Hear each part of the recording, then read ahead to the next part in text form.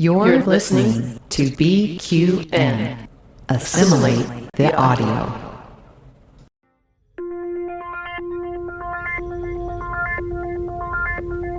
Engage. 78 years have passed since the days of the original USS Enterprise. Now a new Galaxy starship has been designed.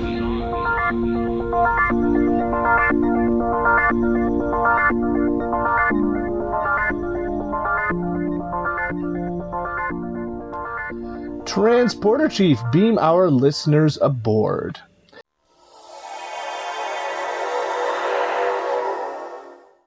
So, welcome to Galaxy Class, a Star Trek The Next Generation podcast on the BQN.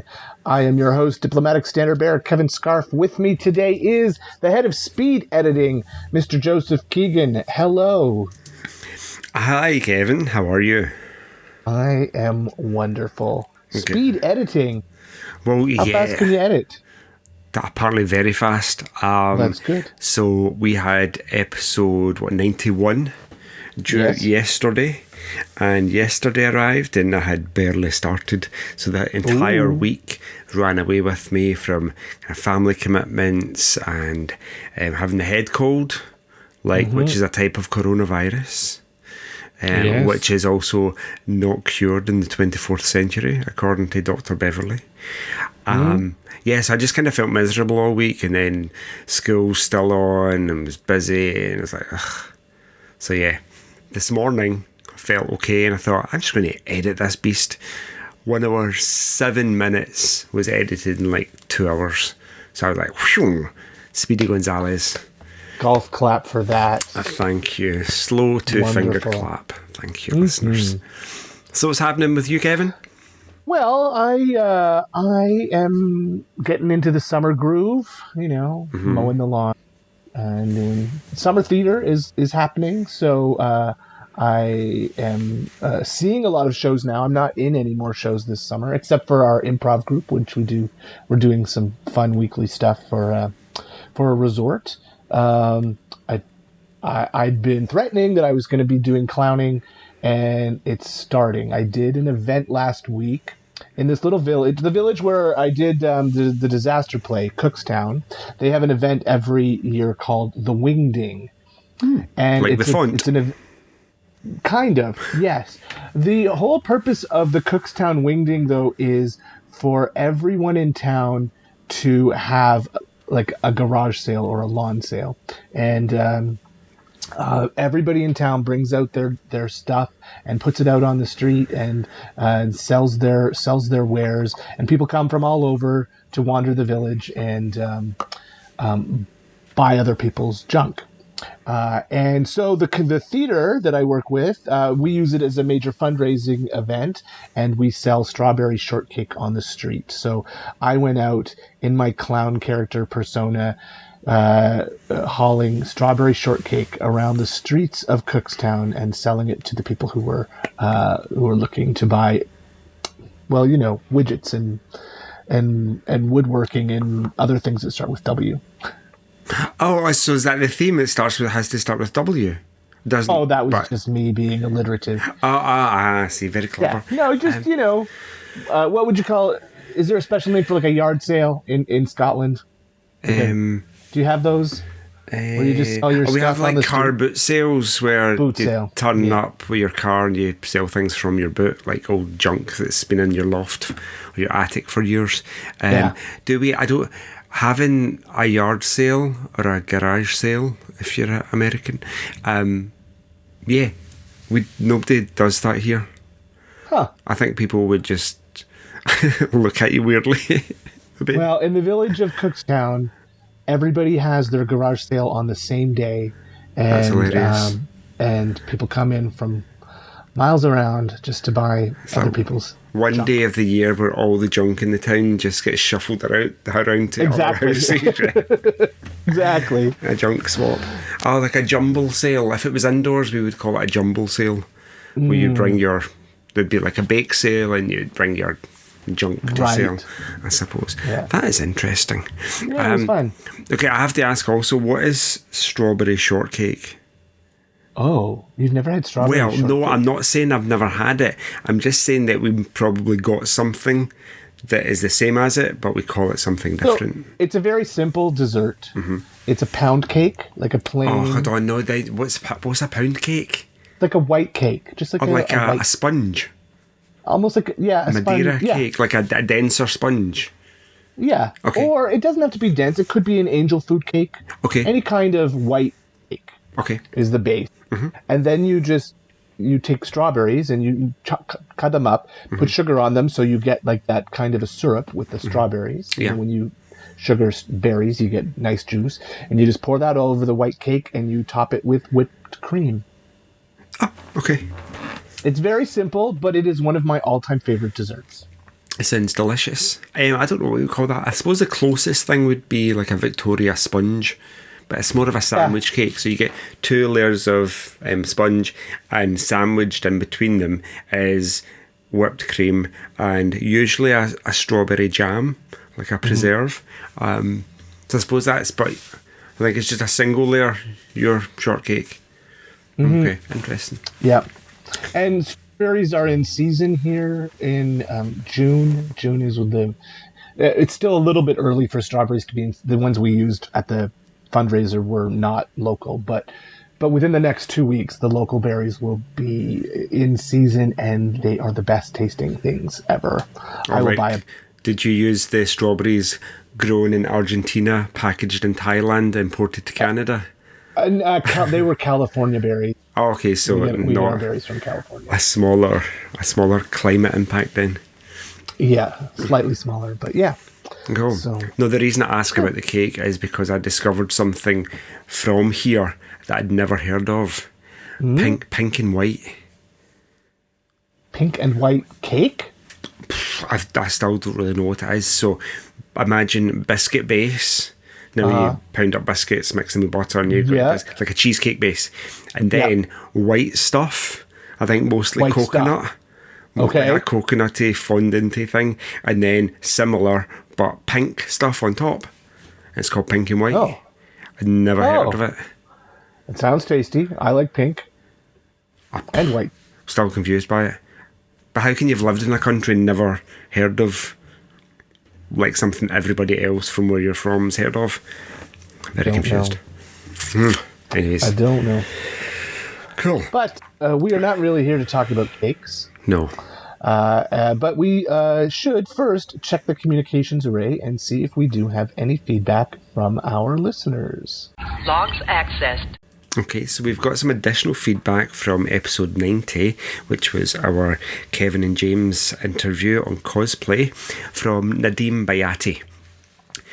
And this is his random comment after not firing up his computer and not being in the great outdoors. Another great show, guys. Thank you, Nadeem. Oh, that's very nice, kind. Nadeem. Yes.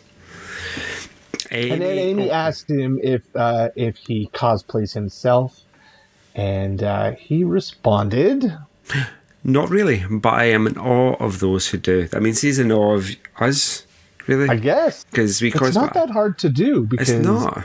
Yeah. I had never really done it before Chicago, and True. As long as I you was put peer pressured into it. Yeah, as long as you put your uniform on the right way around, that's your. You don't even have to put your uniform on the right way around. Nobody will notice. If they're symmetrical, then you're fine. Oops. Oh well. It's all good. It's all good. And obviously, it was fun. Yeah, obviously we don't have any feedback from last week's episode because it literally got posted an hour ago. So you'd have to be a very committed fan listener to like a stocky serial killer fan to have listened and left feedback already.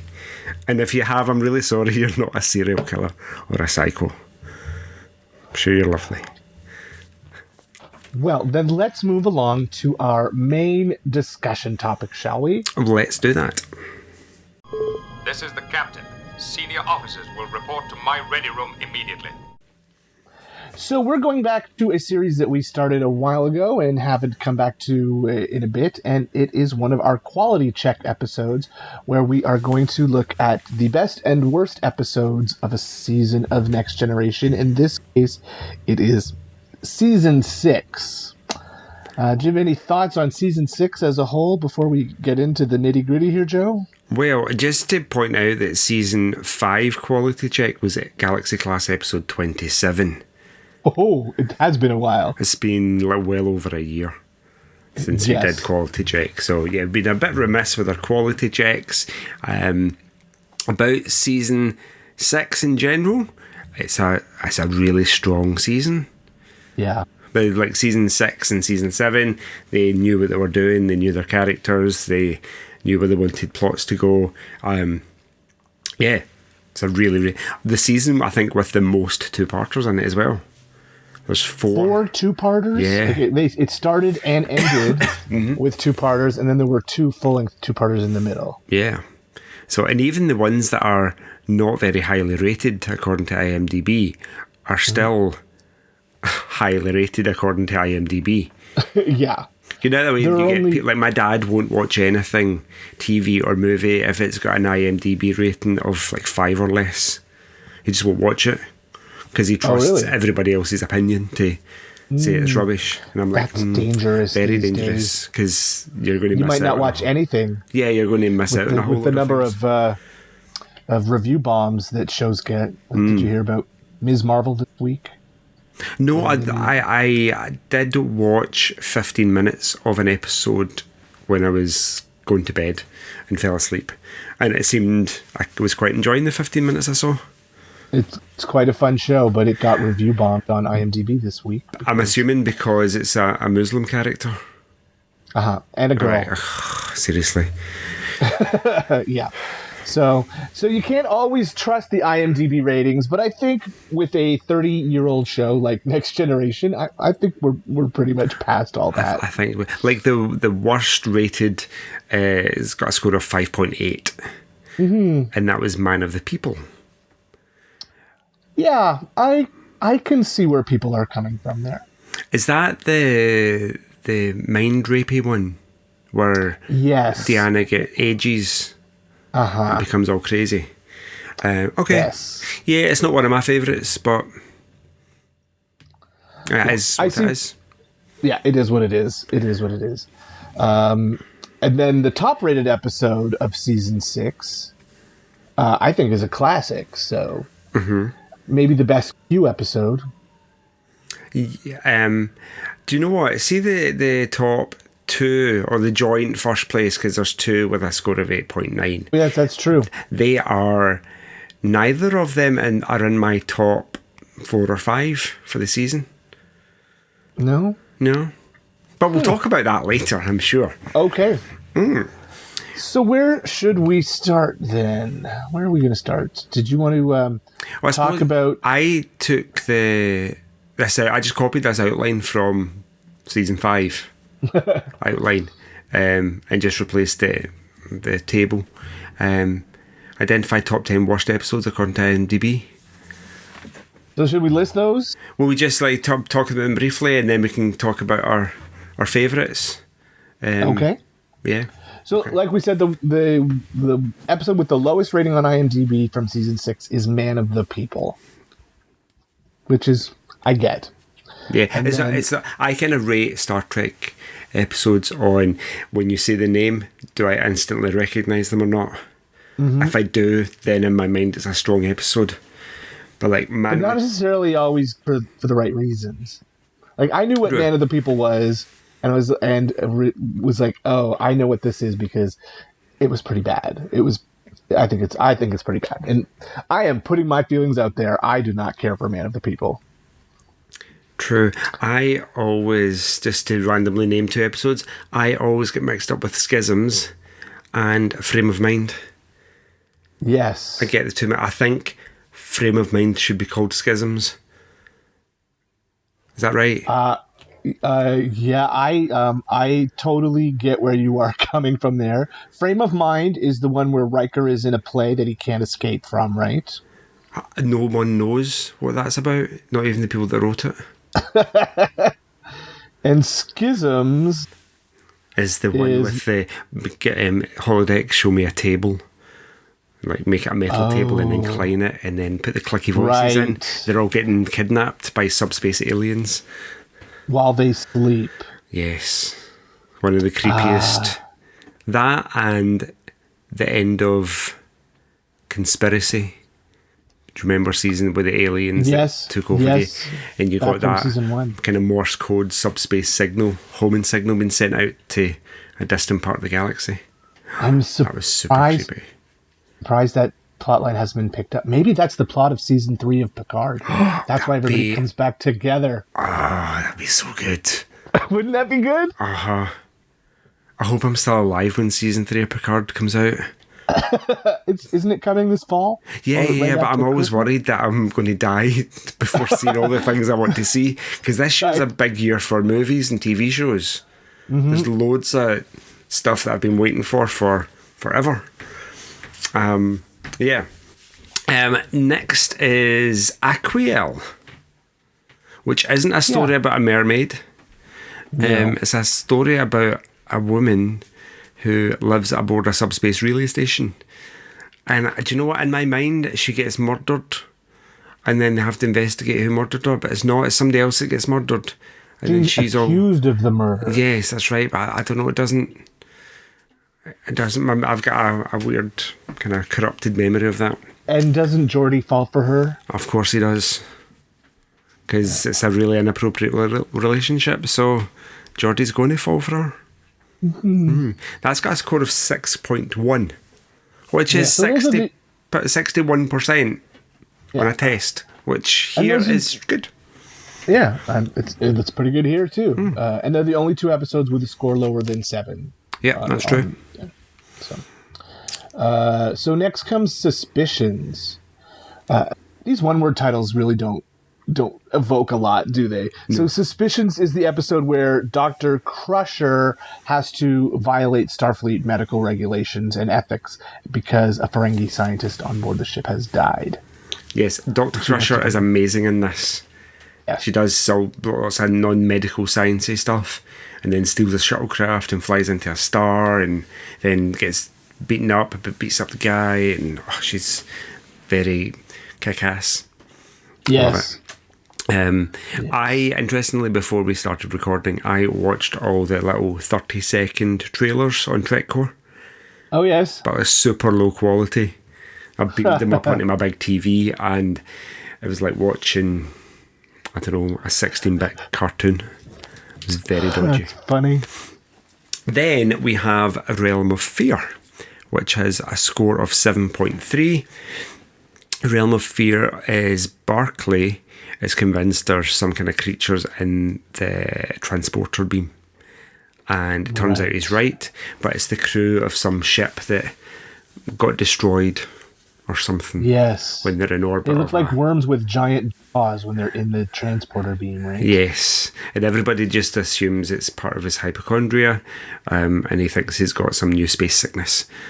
But it's right.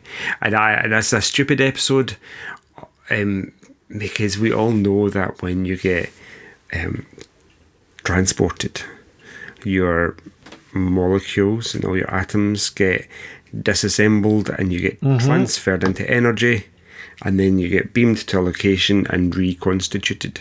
So the fact that you can actually, you're aware and you can see and hear and move about in the transporter beam seems a bit hokey and non-Star Trek-y science fiction. A little creepy. Next comes Rightful Heir. I had to look this one up too, and this is the episode where Worf sees a vision of Kahless at the Klingon monastery on Boreth. I think we've gone back to Boreth several times since this episode, but so this was the episode with the return of Kahless. Is Boreth the one with the time crystals from Discovery? Yes, cool, nice. That's cool. I don't really like Rightful Heir on the grounds it's a silly Klingon episode. I've never really enjoyed it all that much. Yeah, so Rascals is next with a score of 7.4. Rascals is the one where Captain Picard, Guinan, Ensign Rowe and Keiko O'Brien are all in an accident and get turned into children again. and it's hilarious. The best thing about the episode is the fact that they cast the kids really well. Yes, they did. As their adult counterparts. And then there's a whole B story about Ferengi stealing the ship, which is quite entertaining, and the kids have to save the adult crew. And there's a plot with Miles feeling really uncomfortable being married to a 12-year-old Keiko. Yeah, that is a bit creepy though, isn't it? Yeah. Next, with a score of 7.4 as well, is Birthright Part 2.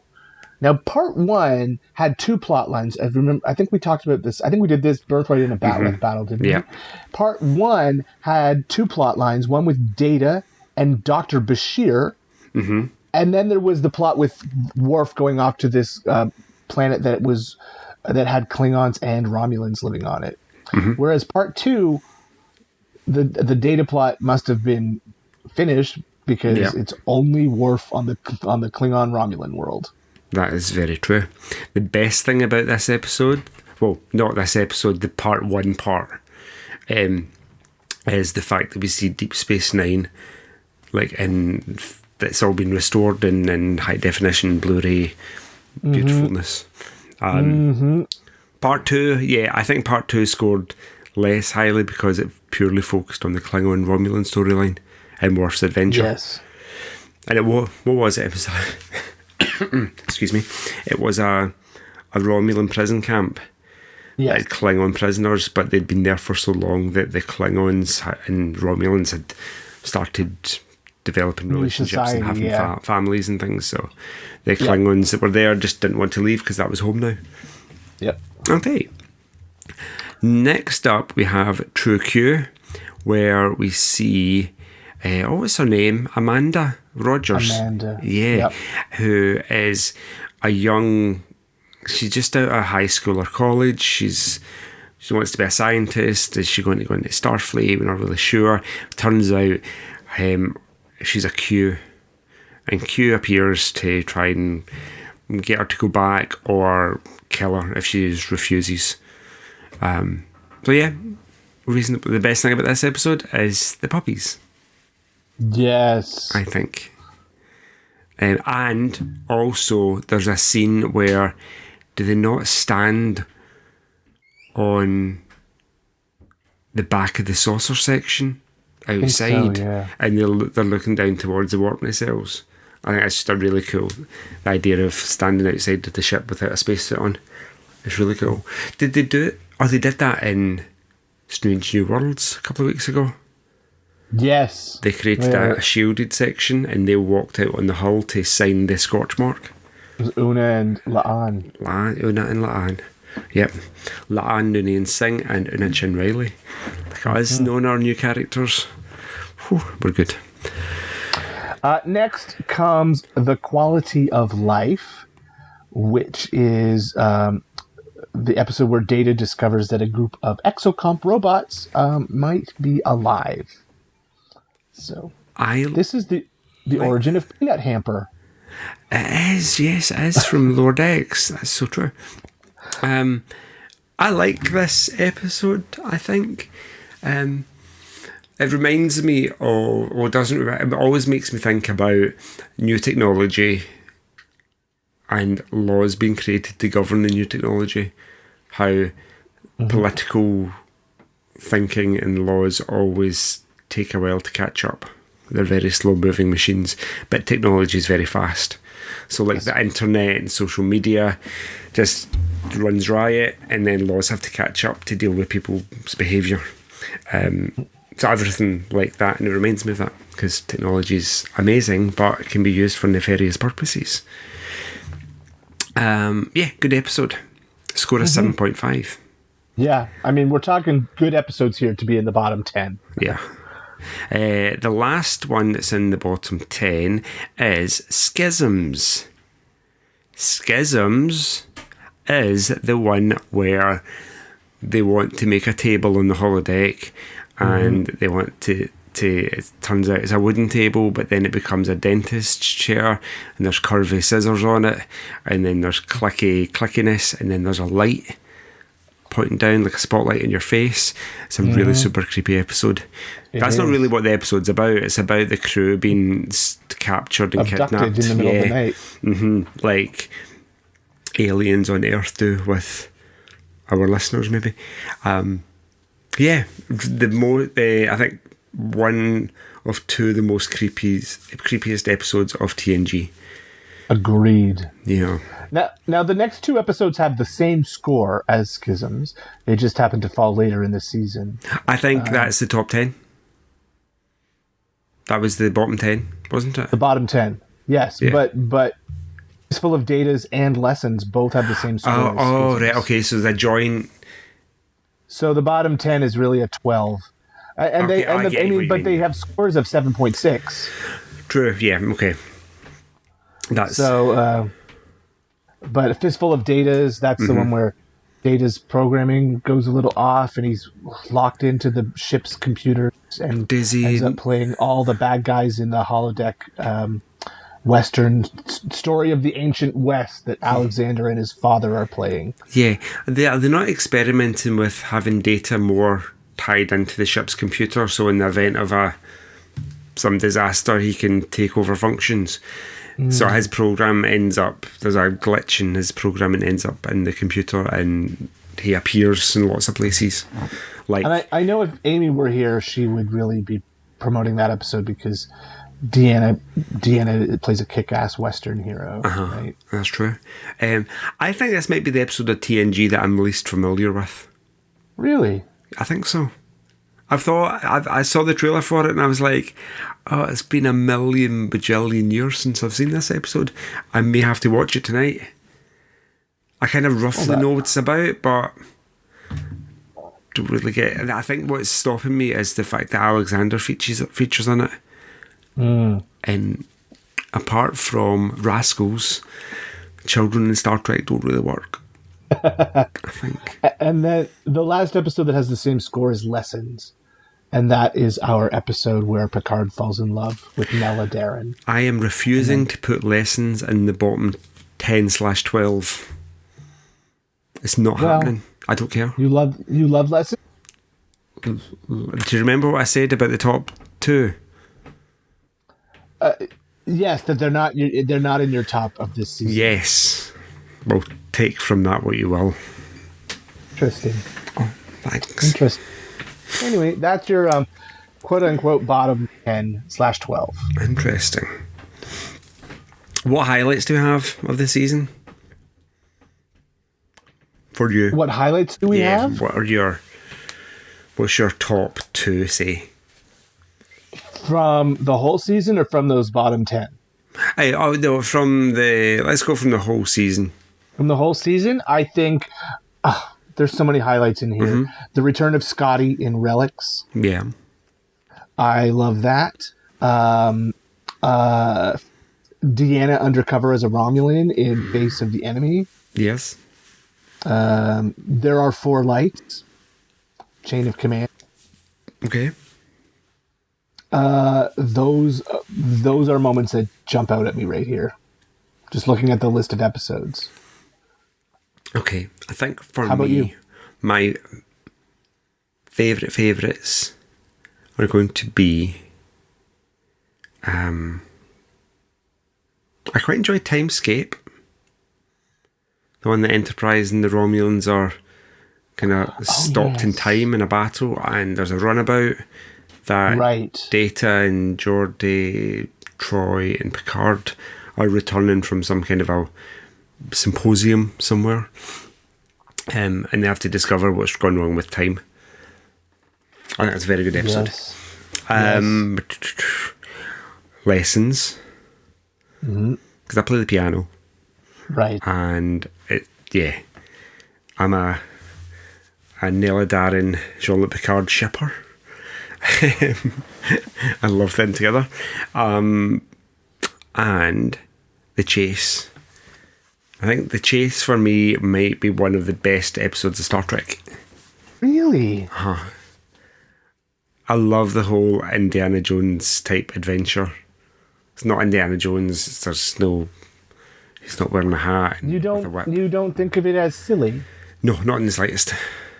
I love that. I like the way it explains why like most of the alien races in the galaxy are humanoid. Right. And there's, do you know what I mean? Like, because there was some kind of progenitor species that seeded the galaxy. I'm like, okay, that gets round the, you know, the lack of diversity amongst the aliens. Yeah. There's nothing truly alien. They all look like us.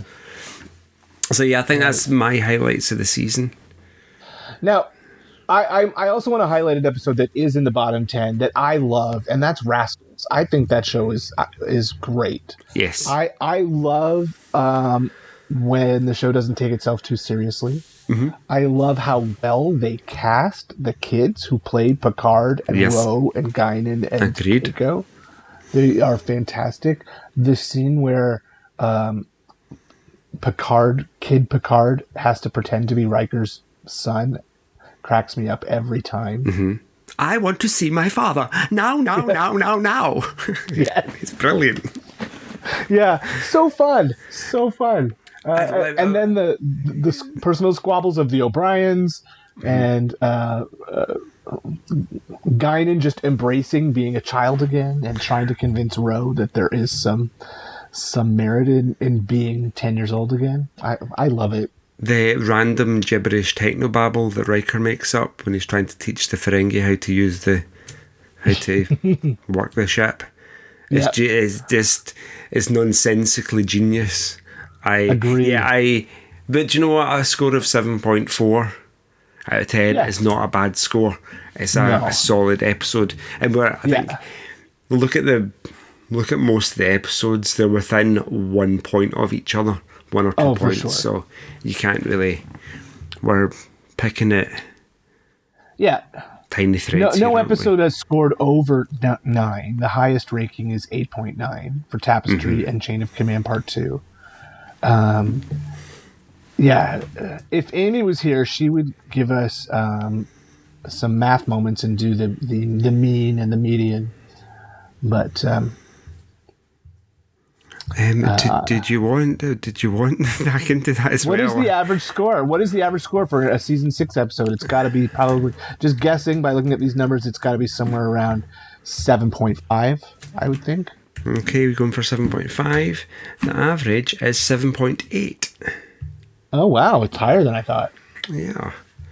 I thought maybe the 5.8 and the 6.1 would have dragged it down more. Let's see. But that's great. The median is 7.7. Yeah, that makes sense. So, yeah. Amy will be pleased at us. Yes. So that was a non-Amy math moment. It's a Joe math moment. Or Joe maths moment. There you go. Because, you know, it's plural, isn't it? Okay. So, sorry, Anjo. I was going to say, do you want to take a look at some specific episodes and say what's good about it? Which episodes would you like to just... Okay, I'm going to, like, my two favourites of the season are Lessons in the Chase. I'm definitely going to highlight those two. Let's start with the chase first. So, I'm just going to look up the wee Memory Alpha synopsis thing. Okay, so Memory Alpha gives a synopsis of the chase as Picard tries to finish his old archaeology teacher's monumental last mission, solving a puzzle that leads humans, Romulans, Klingons and Cardassians to the secret of life in this galaxy, revealing the origin of humanoid life. It's mind-blowingly huge in scope, isn't it? That idea, like revealing the origins of life. There's science in it. There's adventure. There's the thing that I always love about Star Trek is there's always a puzzle, and it's always a puzzle that can be explained by science, which is what I like. And it's like a race, isn't it? What's that TV show where couples travel around the world and The Amazing Race? The Amazing Race is that, but on spaceships with aliens, isn't it? There's nothing not to like about it. We see Picard's love of archaeology because Professor, what's his name? Professor Gale? No, not Galen. Galen. Oh yeah, it's Professor Galen. I'm confused. I was getting mixed up with Dr. Beverly's old colleague, Dalen Quace. Right. He comes on board and asks Picard to leave the ship and join them on this adventure. Picard says no, he's loyal to Starfleet and he can't leave the Enterprise for at least a year. So decides not to go, but then his professor gets attacked and dies, so Picard decides to take up the mission for him with all the resources of a Galaxy-class starship at his disposal. Then quickly Romulans and Cardassians and Klingons come in because they're looking for the same parts of this puzzle. And it leads to this big race across the galaxy to try and discover whatever the origins of life is. It's brilliant. It really is. It's quite fun. Don't look at the science too closely. I think it's, it's Star Trek science. Yeah, do you know? I don't mind it. That I think the theory of panspermia is one that could quite possibly be true.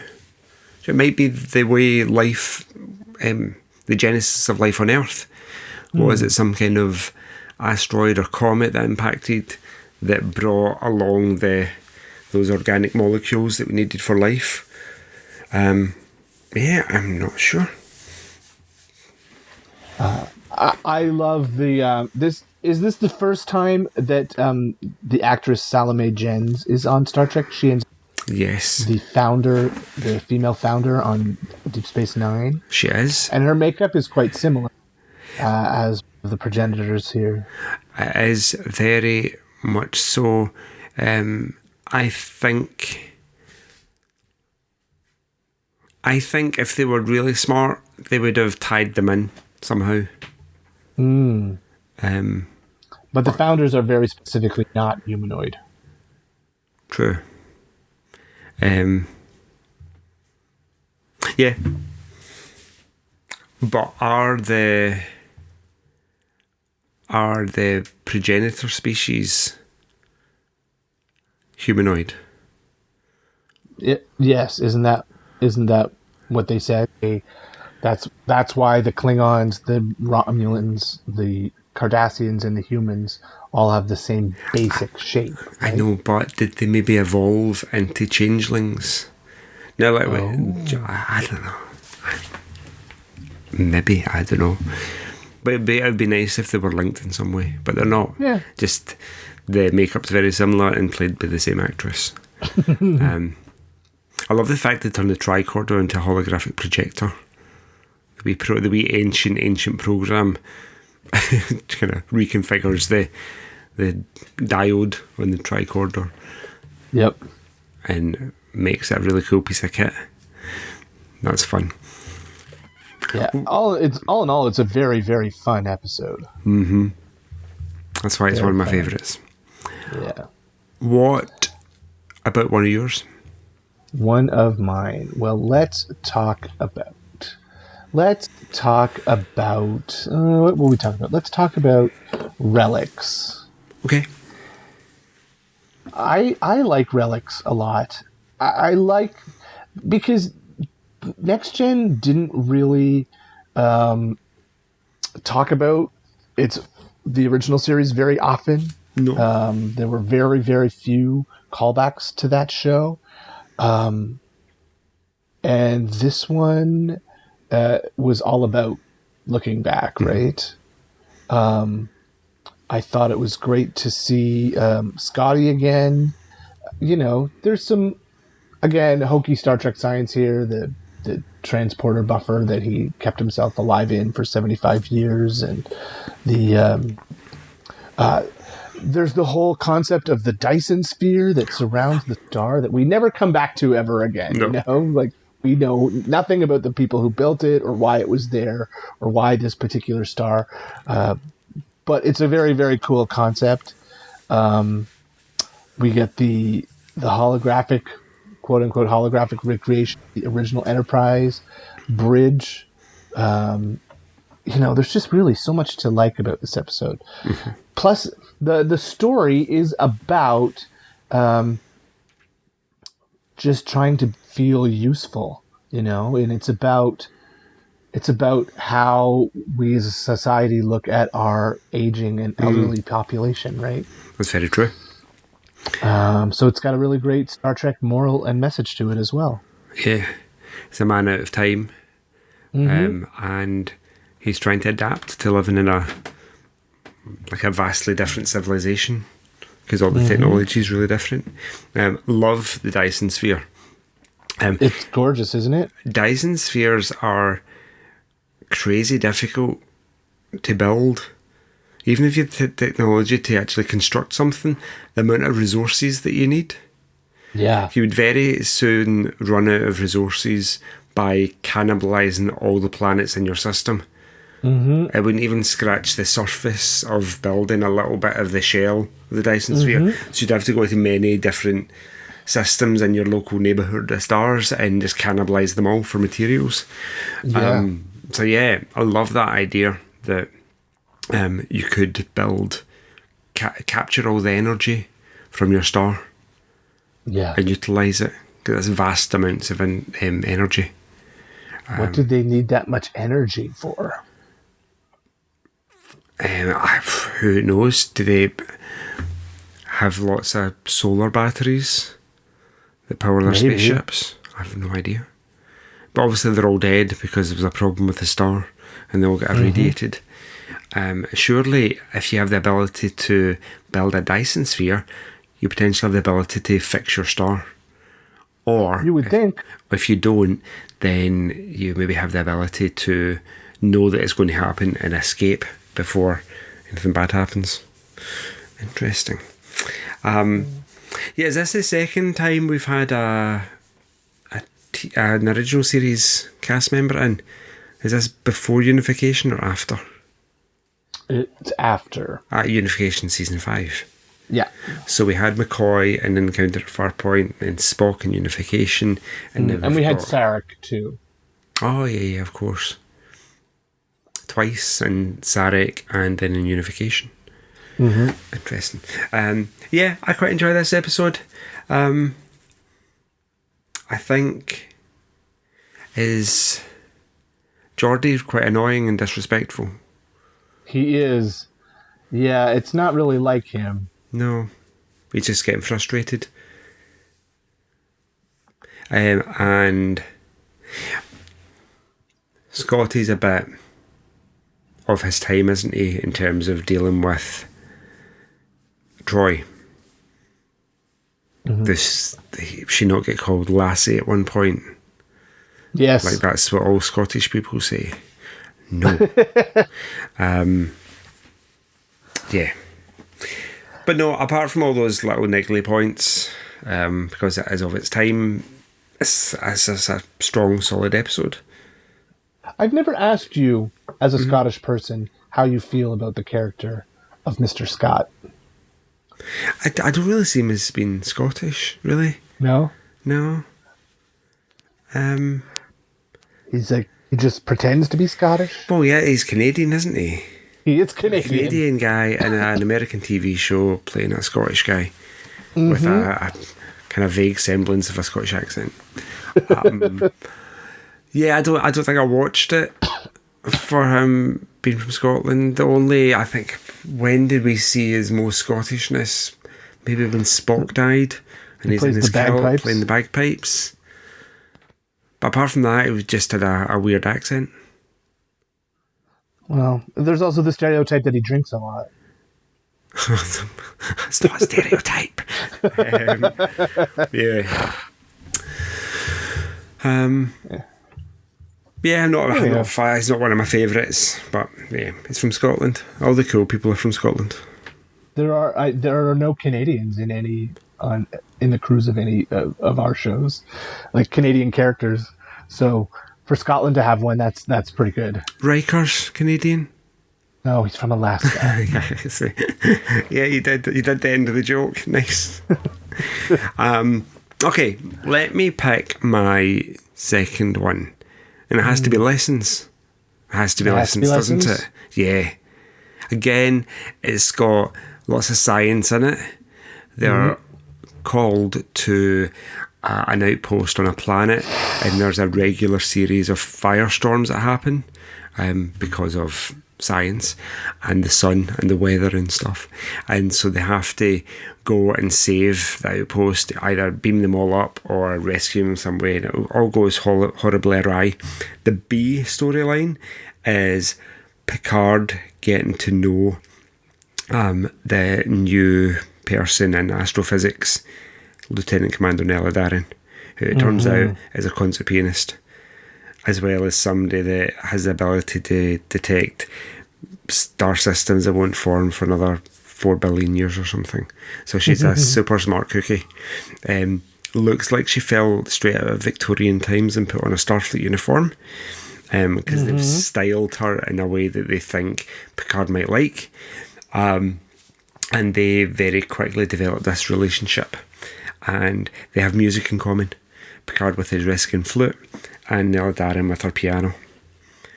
Neladarin is the reason that I learned how to play Chopin's Piano Trio in G minor. Really? I know. I think I've mentioned this twice in a row in Galaxy Class. But it just means I really love lessons. I also very much like Nella's rollaway piano. Yes, So it's I like always thought that was cool too. Very cool. 2-octave piano, and she can play a whole full-size piano sound on it. So it must be one of these really, it's a smart piano. Yes. It knows what she's trying to play and adjusts the range of the keys.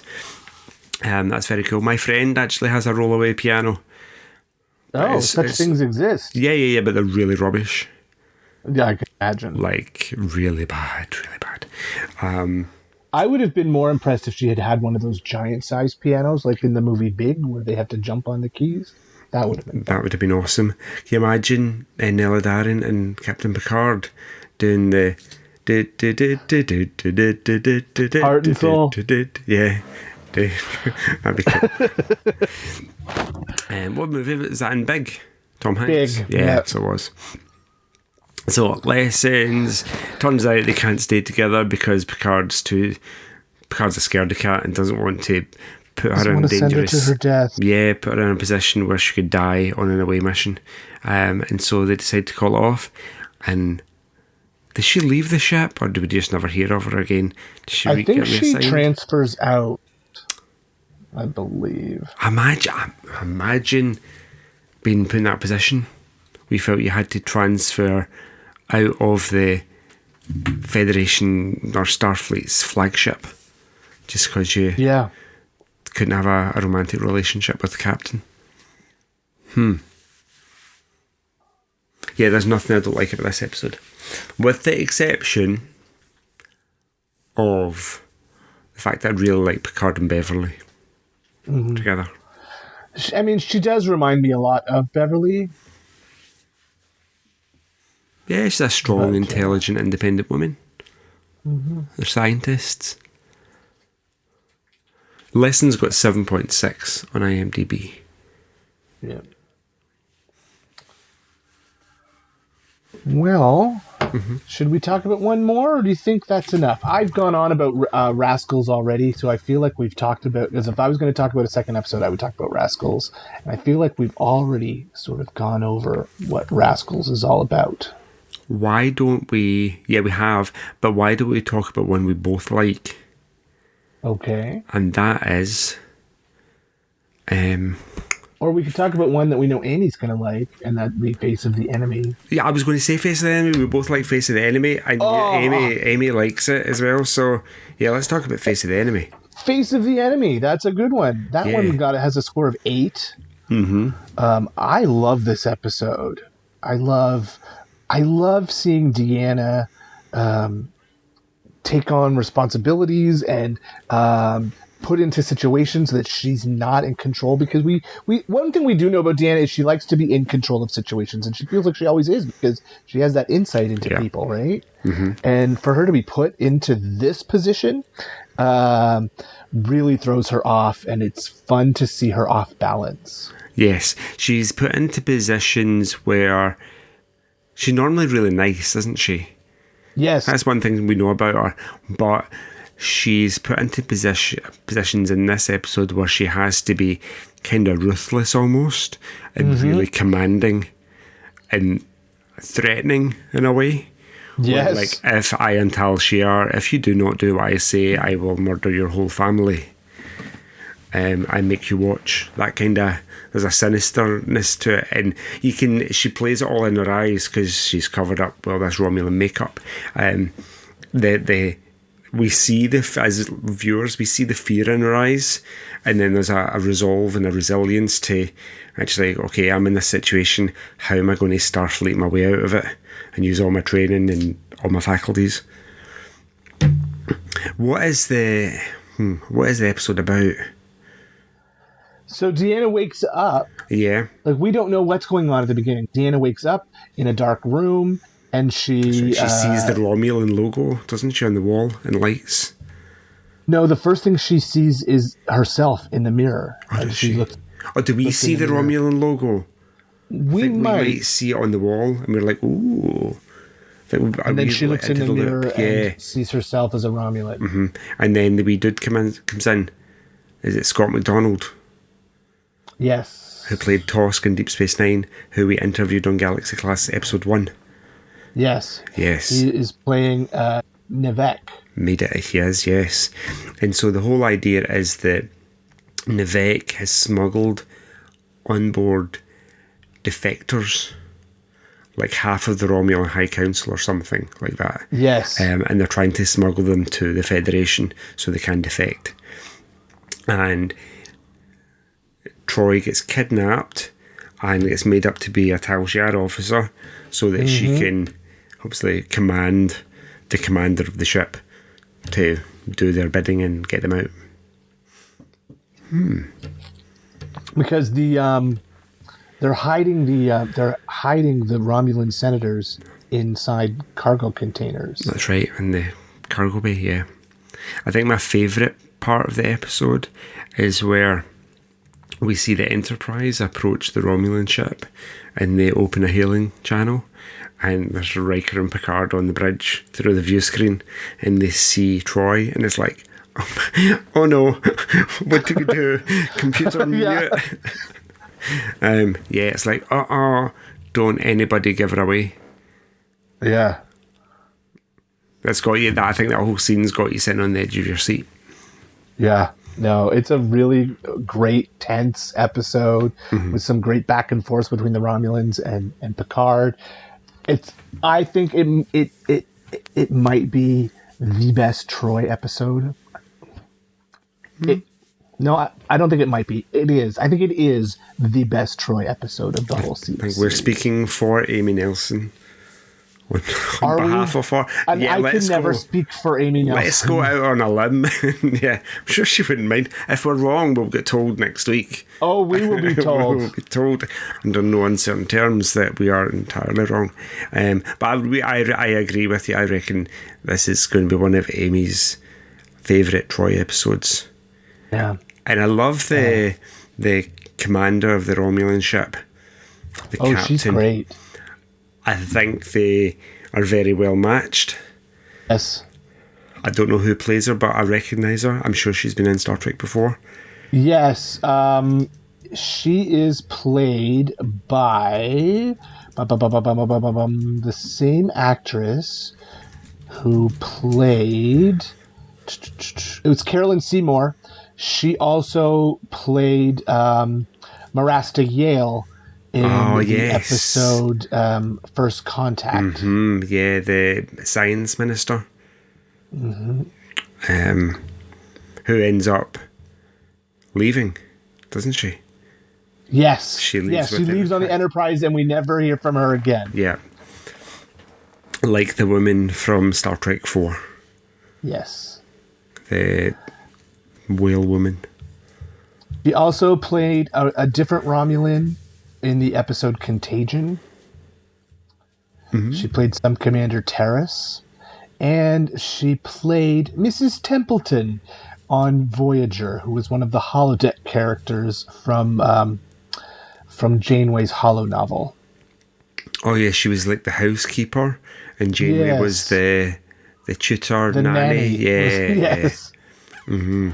She's quite a strict housekeeper, wasn't she? Yes. I think my favourite of her characters then is either Marasta Yale, followed by Sub-Commander Taris. No. Yeah. No. Commander Toreth from Face of the Enemy. From Face of the Enemy. Yeah, definitely. I didn't realise she was in Contagion. Yes. Interesting. Yes, she was. That's cool. So yeah, proper good episode. I love it. Mm-hmm. So, how are we going to talk about season 6 on the whole? What would you say?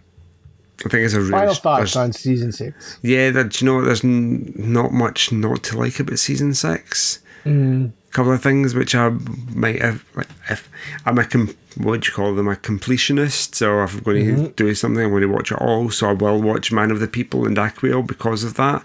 But if I was to ditch any episode, Man of the People, Aquile, and I think that's it. Everything else I'm going to give a watch. Suspicions is good, Realm of Fear is good, because they've all got good scores, so lots of people like them for a reason. Yeah. I don't love some of the two-parters. I get you. I think Time's Arrow gets a little silly. That's the way the season starts. Like Data's head was found in the 19th century. A little strange. I don't think Birthright holds up as a two-parter. I would rather have seen one episode about Data and his dreams, an episode about Worf and the Romulan planet. We've seen more of Deep Space Nine in 4K, or Blu-ray or whatever. But Chain of Command is a classic two-parter, right? Jellicoe and. Did I eye roll visibly? And you don't like Jellicoe? Well, I mean, it's fun to see our crew put into a different, the command of somebody different. I don't like Jellicoe purely, and I understand why I don't like Jellicoe. It's purely because he makes me feel uncomfortable and he upsets that status quo that I'm forever saying. But I know everybody thinks he's a great captain and he knows what needs to get done in order to beat the Cardassians and not get into a war, blah, blah, blah, blah, blah. But yeah, he's super arrogant, isn't he? He is. Just rubs you up the wrong way. And I'm like, there's ways to deal with people, and I think, your way's irritating. I would find myself quickly handing him a notice. He did put Troy into a proper uniform, which I gotta give him props for that. Okay, grudgingly we'll do that. Okay. But, what did we say the average score was? 7.8? Yeah, 78%. That's pretty high. Not if we ask Amy. I think they do. I can't remember the name of their testing systems that they use in school, but like in order to get an A, you need like 98% or above. In Canada, that would be a B+, a 78. And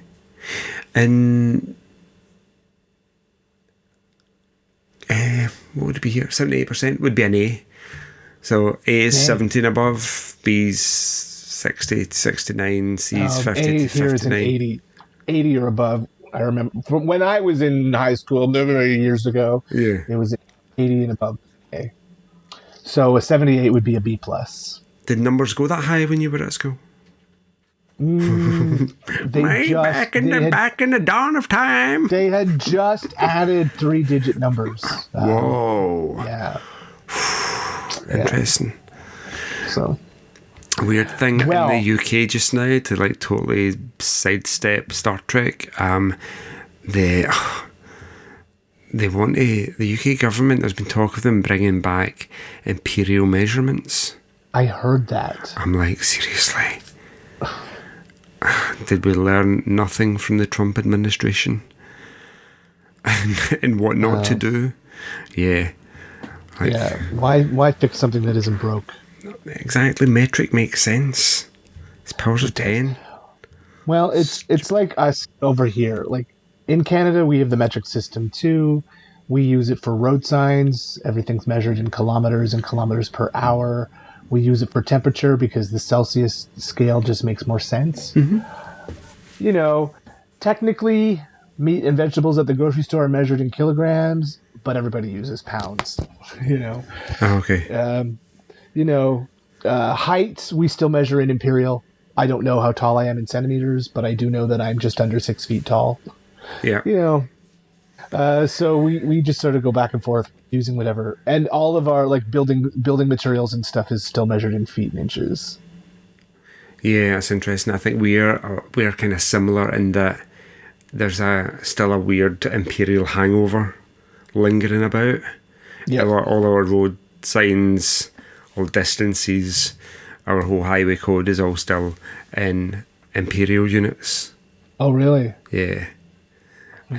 We still talk about like our weight in pounds and stone, heights in feet and inches. Although I, as a science teacher, I'm very much metric is the way to go. So anytime, say, a student asks me what height I am, I'm like, say, 183 centimetres, and they're like, what? And I was like, yeah, because it's 2022 and we deal in metric. Yeah. I refuse to tell you in whatever old-fashioned size of the king's feet were at the time. It makes no sense. Yeah. Sorry, listeners, that was an unusual segue. Very strange segue. So let us move on. Incoming transmission. We would love to hear your thoughts on today's show, and we hope you'll join the Facebook group, the BQN Collective.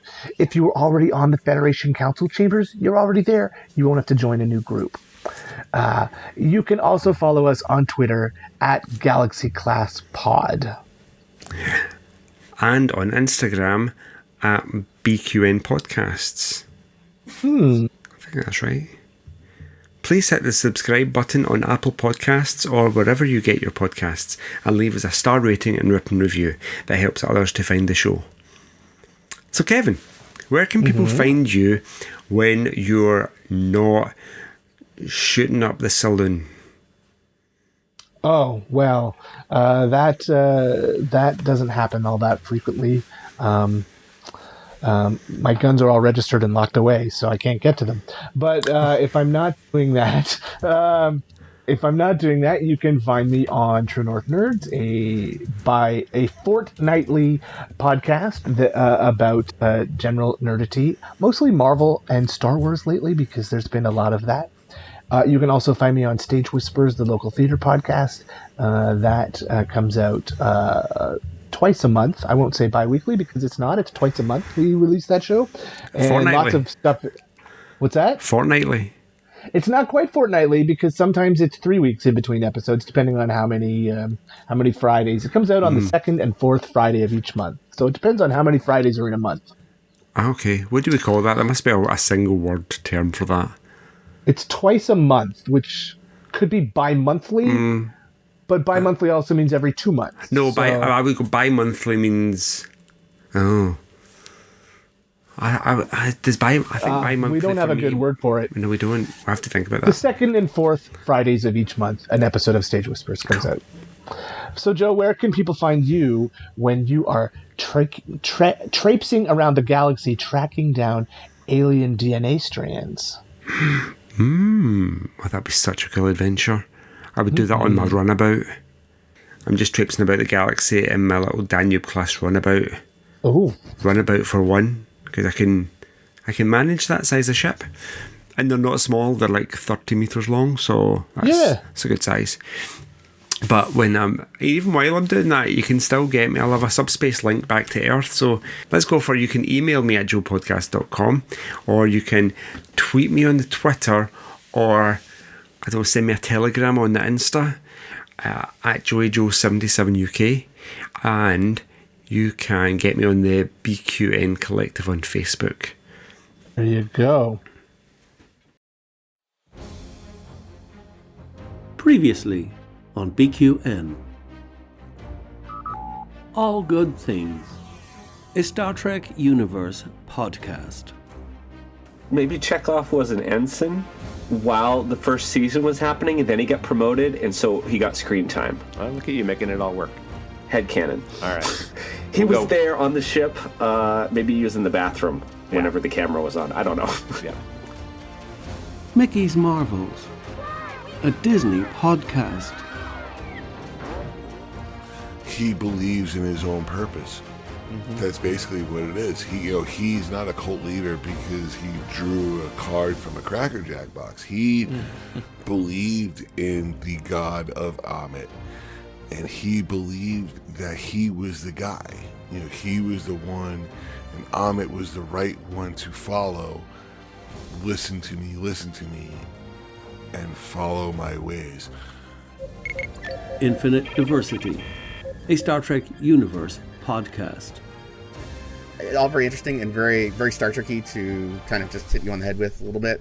But at the same time, you would think a advanced society that supposedly has eliminated these things would not so easily fall into that trap of, just another form of bigotry and racism. So I don't know. I have mixed feelings about it, but I get, for the purpose of the episode, just hit him on the head that Federation against all this stuff. Eugenics was bad. We don't want to do it again, so we're just gonna completely toss it out the window. Can't do it. Sorry. Bye.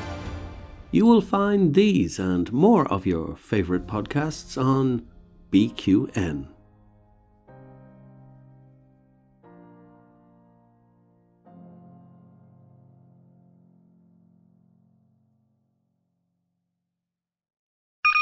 Priority 1 message from Starfleet coming in on secured channel.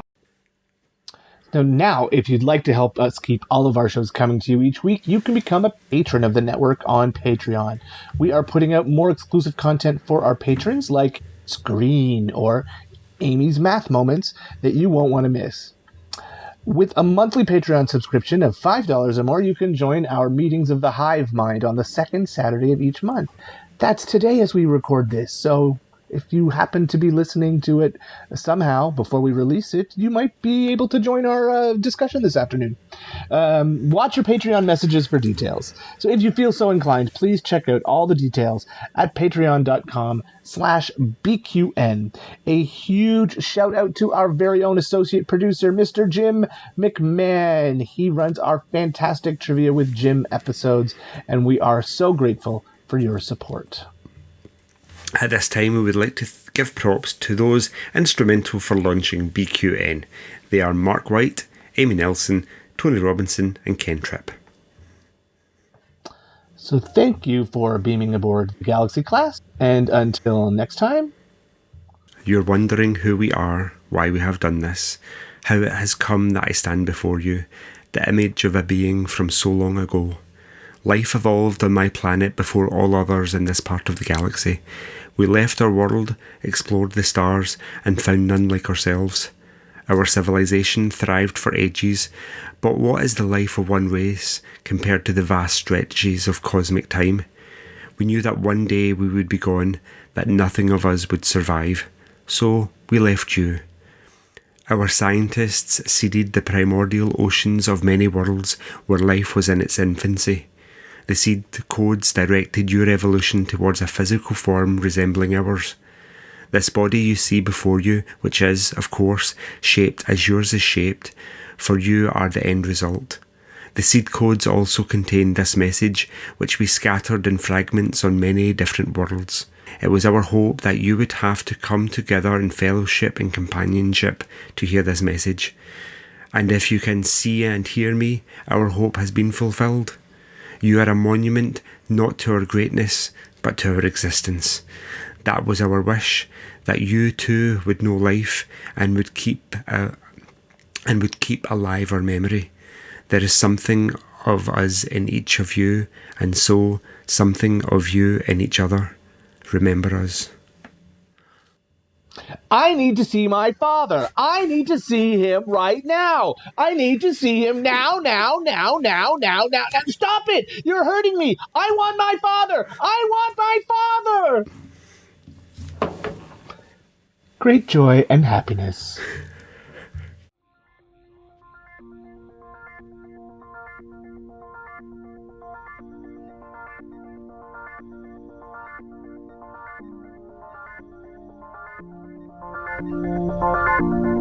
Engage.